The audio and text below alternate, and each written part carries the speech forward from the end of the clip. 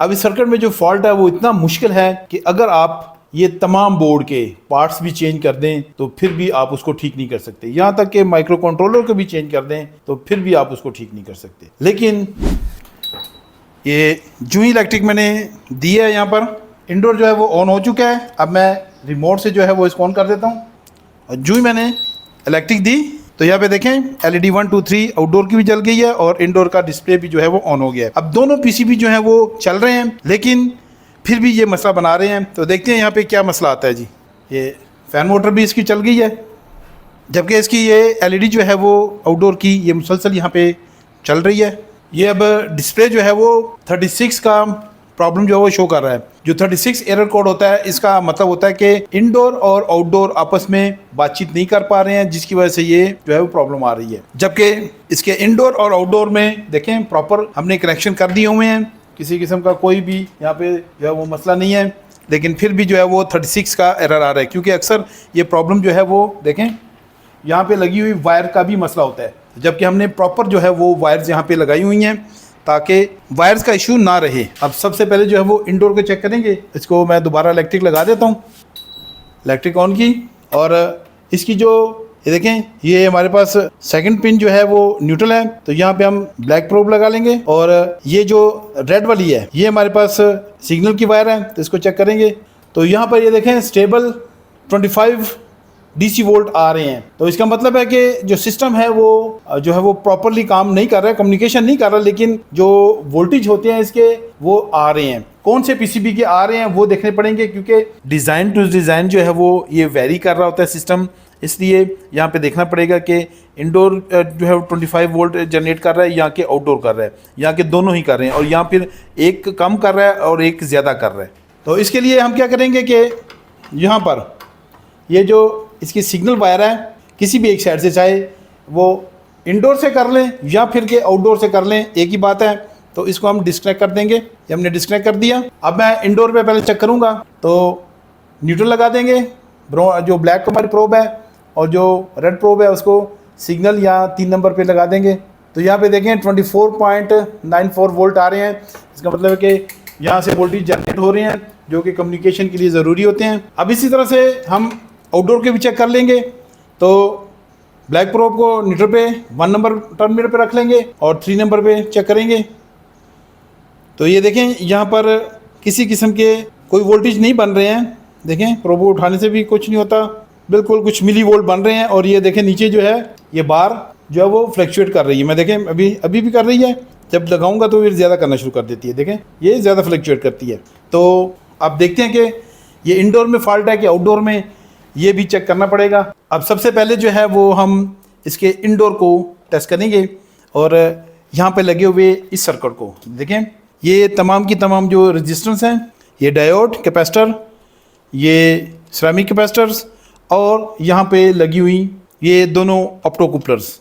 इसके अलावा यहाँ पे देखें ये एक PTC सेंसर लगा हुआ है और यहाँ पर भी एक रेजिस्टेंस लगी हुई है, ये भी इसी सर्किट का हिस्सा है। इसके साथ साथ यहाँ पर लगी हुई ये देखें ये तमाम डायोड और ये रेजिस्टेंस। तो ये तमाम जो है मिल के तो कम्युनिकेशन को रिसीव भी कर रही हैं और सेंड भी कर रही हैं। अब यहाँ पर हमने सिर्फ और सिर्फ एक साइड की कम्युनिकेशन को चेक करना होगा, क्योंकि जो इसका रिसीविंग कम्युनिकेशन है वो तो हमने उतार दी हुई है, क्योंकि आउटडोर इसके साथ अटैच नहीं है। तो इसलिए ये वाला जो ऑप्टोकूपलर है इस तरफ ये B904, तो ये जो ऑप्टोकूपलर है इसके हम ऊपर चेक नहीं करेंगे, हम चेक करेंगे सिर्फ और सिर्फ इस वाले ऑप्टोकूपलर के ऊपर B903 पे।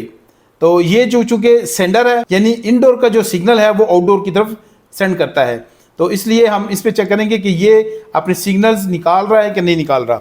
तो इसकी हम पिन नंबर देखें, यहाँ पर 1 और 2, तो ये एनोड और कैथोड होता है। तो यहाँ पे अगर सिग्नल आएंगे तो इसके अंदर एमिटिंग डायोड लगी होती है, तो फ्लैश करती है। फ्लैश करने से जो है वो फिर यहाँ पे लगा हुआ 3 और 4 पे ट्रांजिस्टर जो है वो एमिटर टू कलेक्टर जो है वो वोल्टेज को जो है वो क्रॉस करता है, और जिस फ्रिक्वेंसी से जो है वो डेटा माइक्रो कंट्रोलर से इस ऑप्टोकूपलर पे आ रहा है उसी फ्रिक्वेंसी से आगे डेटा जो है वो फिर जो है वोल्टेज जो है वो आगे आउटडोर की तरफ जा रहे होते हैं।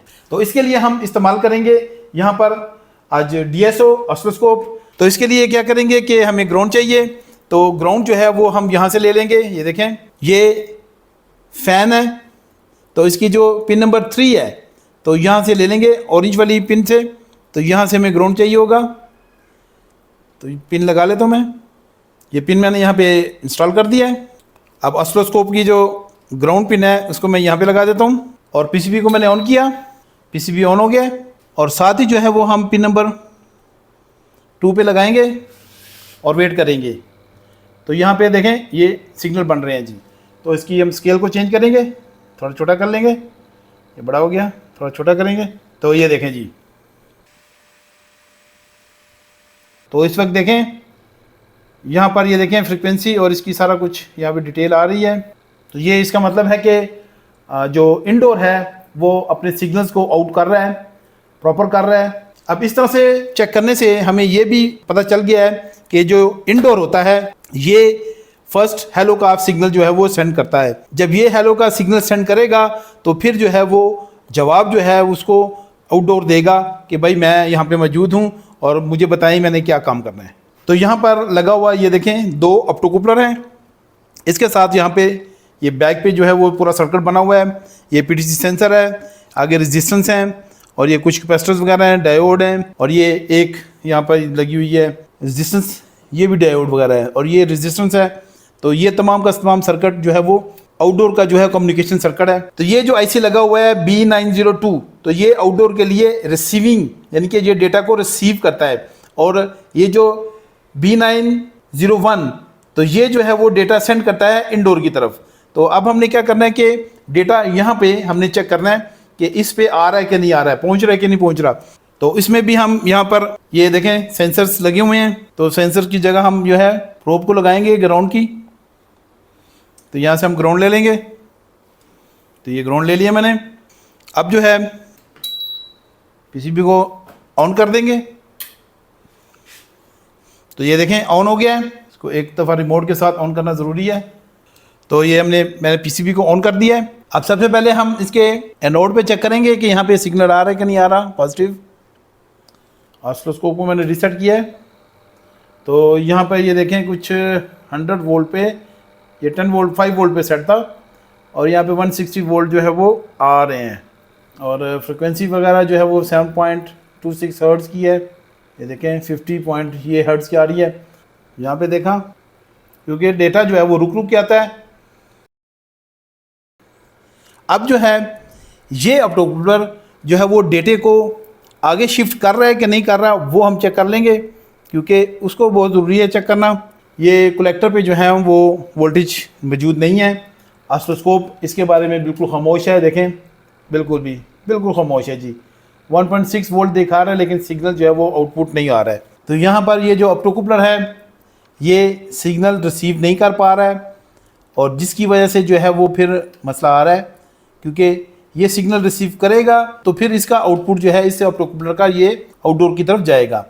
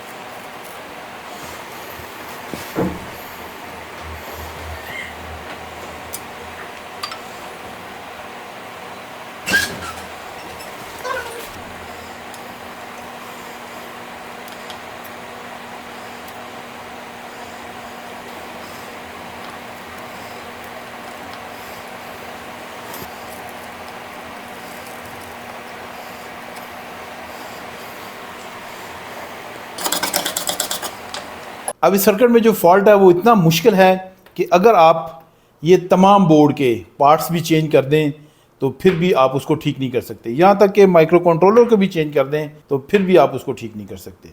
लेकिन इसको आसान बनाया मेरी सिक्स सेंस ने, कि जिसने काम किया और दोबारा से मैंने बेसिक पे काम करना शुरू किया। क्योंकि जब मैंने इस ऑप्टोकूपलर को चेंज किया है तो मुझे समझ आ गई कि ये जो फॉल्ट है वो यहाँ पर लाई नहीं करता है, यहाँ पे नहीं है और ना ही और किसी कंपोनेंट में है। तो मैंने क्या किया, मैंने दोबारा से जो वायर कनेक्शन मैंने किए हैं, ये देखें, ये वायर है मुकम्मल, ये देखें, और ये इस तरफ को 1 मीटर की वायर लगाई हुई है, तो देखें यहाँ तक आ रही है। तो इसको मैंने दोबारा चेक करना शुरू किया। अब इसके चेक करने का मकसद ये था कि यहाँ पर जो सिग्नल हैं वो कहीं पे ब्रेक हो रहे हैं। तो यहाँ पर मेरी सिक्स सेंस ने काम किया, क्योंकि अगर मैं चाहता तो इस बोर्ड पे मज़ीद जो है वो काम कर सकता था, लेकिन मुझे ऐसा लगा कि यहाँ पे फॉल्ट नहीं है, फॉल्ट किसी और जगह पे मौजूद है। तो मैंने दोबारा से देखें कंटिन्यूटी मोड में यहाँ से पहले स्टार्ट किया, जो सिग्नल वायर है उसको चेक करना किया, यहाँ से और यहाँ तक बिल्कुल कंटिन्यूटी मौजूद है जी। फिर मैंने क्या किया कि सोचा चले ये वायर इसको भी चेक कर लेते हैं, यहाँ तक कंटिन्यूटी आ रही है कि नहीं आ रही। जब मैंने इस पर लगाया देखें तो ये भी कंटिन्यूटी आ रही है। फिर मैंने कहा चले इसको, क्योंकि यहाँ पे ज्वाइंट है, हो सकता है यहाँ पे फॉल्ट हो सकता है, तो मैंने क्या किया कि ये जो इंडोर की रेड वायर है इसमें मैंने चेक किया, इसको मैंने लगा लिया, तो ये देखिए ये भी कंटिन्यूटी आ रही है। तो जब यहाँ तक कंटिन्यूटी आ रही है तो क्या ये कंटिन्यूटी यहाँ पर इस बोर्ड के अंदर मौजूद है कि नहीं। तो मैंने इसको फिर चेक किया, इस बोर्ड को मैं उल्टा कर लेता हूँ।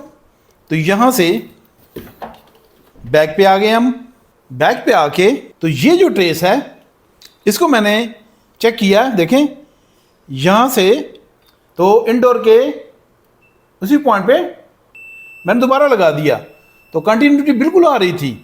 यहाँ पर इस ट्रेस को फॉलो करें, ये देखें ये एक ही ट्रेस जो है वो इस तरफ को जा रहा है, ये देखें ये जाके तो यहाँ तक आ रहा है और फिर इसके बाद अंदर जा रहा है।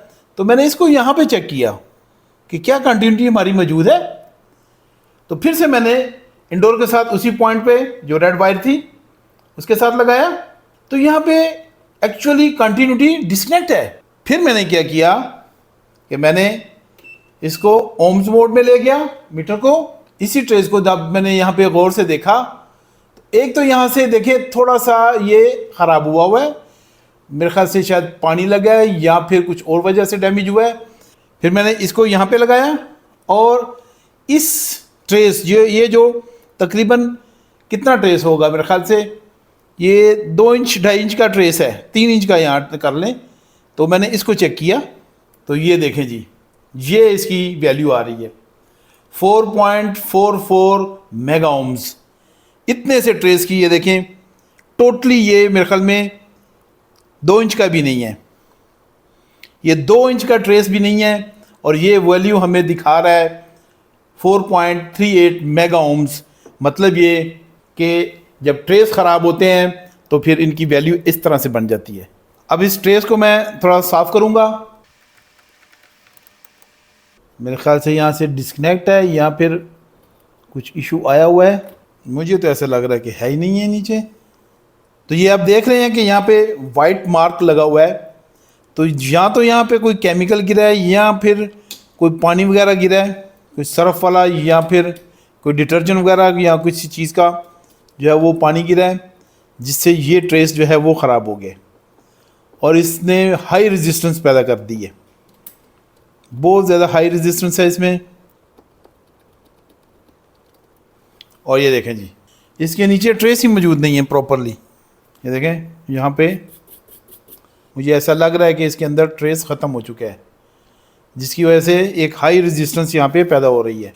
अब इस तरह के फॉल्ट को ढूंढना जो है वो बहुत डिफ़िकल्ट काम होता है बाज़ दफ़ा, क्योंकि आपके माइंड में नहीं आता कि ये ऐसा भी हो सकता है। अब देखें इस पॉइंट से इस पॉइंट तक ये जो है वो ख़राब है।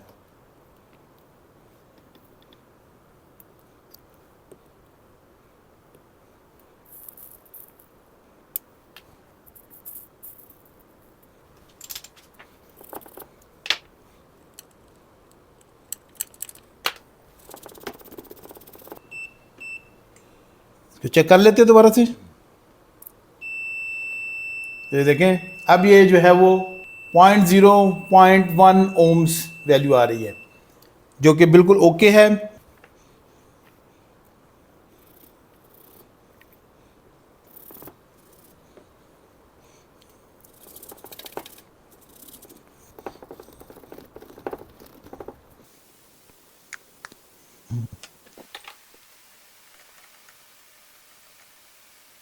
अब इस पीसीबी को हम दोबारा से इलेक्ट्रिक दे देते हैं। ये मैंने इलेक्ट्रिक लगाई तो इसके जो अब ये जो अपटो कूलर हमने चेंज किया था इसी के ऊपर हम चेक करेंगे कि हमारे इस वक्त यहाँ पे सिग्नल बन रहे हैं कि नहीं बन रहे। चलें जी, ये दबाएं। देखें ये सिग्नल आता है और चला जाता है। ये थोड़ा सा फाइन करना पड़ेगा, लेकिन ये देखें सिग्नल जो है वो बन रहा है। तो ये बिल्कुल यहाँ पे इस वक्त आउटपुट पे सिग्नल आ रहा है और जा रहा है। और इसने जो है वो देखें यहाँ पर ये 19 का एरर जो है वो देना शुरू कर दिया है। अब इसका मतलब ये है कि जब कंप्रेसर रन नहीं हो रहा होता तो तब ये एरर आता है। तो अब इसने ये एरर जो है वो शो करना शुरू कर दिया। देखें अब इसके जो नॉर्मल कनेक्टर्स हैं या वायर्स हैं उनके ऊपर अगर हम कम्युनिकेशन को चेक करेंगे तो यहाँ पे देखें यहाँ पे वोल्टेज जो है वो ब्रेक होते हुए और बढ़ते हुए कम होते हुए नजर आएंगे। देखें ये इसमें काफ़ी टाइम लगता है। देखिए 15 से 5 गया, फिर वेट हुआ, फिर 5 पे देखें ये इस तरह से फ्लक्चुएशन रुक रुक के हो रही है लेकिन हो रही है। अब इसको फाइनल टेस्ट के लिए मैं ऑन कर लेता हूँ। तो ये ऑन हुआ, थोड़ी देर वेट करेंगे और ये इंडोर फैन जो है वो चल गया। ये देखिए जी, ये कंप्रेसर स्टार्ट हो गया। ये जी ठीक है, प्रॉपर्ली स्टार्ट हुआ है।